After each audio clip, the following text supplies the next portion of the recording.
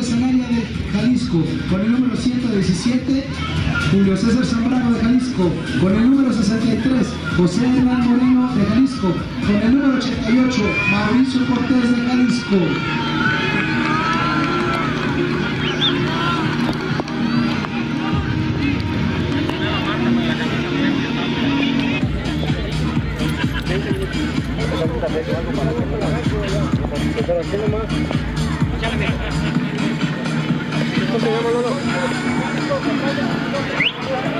Una vuelta de reconocimiento, señor.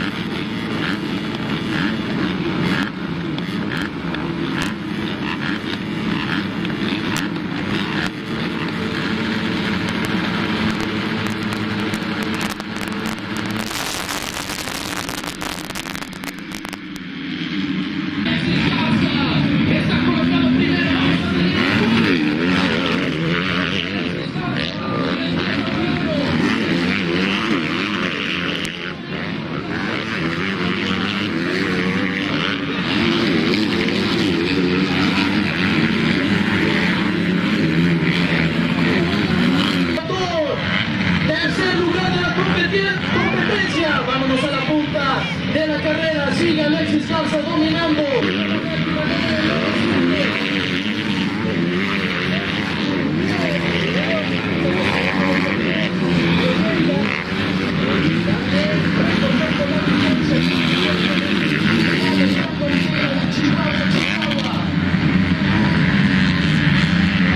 Alexis Garza por 1:29.7, mientras que Julio Zambrano